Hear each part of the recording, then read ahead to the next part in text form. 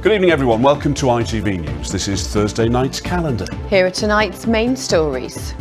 Good evening. First this evening to accusations from business leaders and politicians that Hull is the forgotten city after it was left out of the government's long-awaited plans to improve the rail network in the north. Despite a long campaign for the Hull to Selby line to be electrified as part of the Northern Powerhouse rail scheme, those proposals are still on the back burner. They'll be reviewed in the future to see if there is an economic benefit. But of course, the eastern leg of HS2 was scrapped today.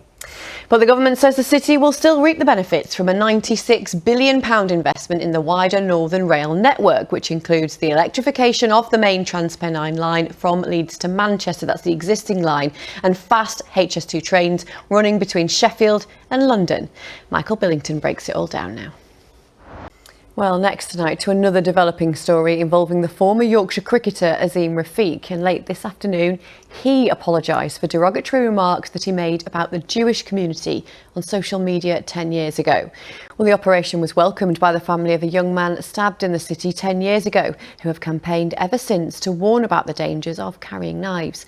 Jamie Stewart's mother and grandmother say their lives were ruined by what happened. Katie Oscroft reports. Still to come on the programme this evening, we're catching... Now, you may remember a couple of weeks ago we featured Louise Akester from Hull, a care worker who'd lost the job she loves because she wouldn't be vaccinated against COVID-19. Well, the new laws to back the decision up actually came into force last week, and this evening Louise features in the Tonight programme here on ITV as we investigate the social care system. Now, the government says it's investing £5.4 billion over the next 3 years, but is it enough to fix a system many believe is broken? Here's Sarah Colley. Well, next this evening to the campaigners determined to make their voices heard as part of UK Disability History Month. They're aiming to celebrate diversity and explore the challenges disabled people in our region still face on a daily basis. Yes, around 14 million people in the UK are disabled, making up the world's largest minority group. But many say they still encounter harmful stereotypes and barriers to accessibility. Catherine Walker has more.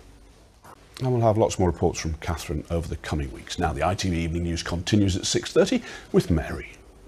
Thanks, Mary. From one superstar to a pair of them, because we've been speaking to a couple from Rotherham today who've won a prestigious award for their outstanding contribution to fostering. Paul and Michael Atwell-Bryce first opened up their home to children more than a decade ago, taking in more than 30 in total. They certainly are really, really lovely boys. Lovely couple and lovely lads with Levi and Lucas there. Now, John's here with the weather. Yes, longest lunar eclipse for nearly 600 years. Yes, very well. But just see it. Ooh, okay. Also, John, thanks very much indeed. Now, did you have a favourite nursery rhyme growing up? Well, it might be at risk of being resigned to the history books. Well, there are concerns that old childhood tunes like Humpty Dumpty and Hickory Dickory Dock could disappear from common use within a couple of generations, with a drop-off in parents singing them to their children. But efforts are underway to reverse the trend. World Nursery Rhyme Week is now in its 8th year, hoping to keep the traditional songs alive. Here's Nick Smith. While we're all watching that report, you know, I asked Mr. Mitchell for his favourite nursery rhyme. I should have reported, really.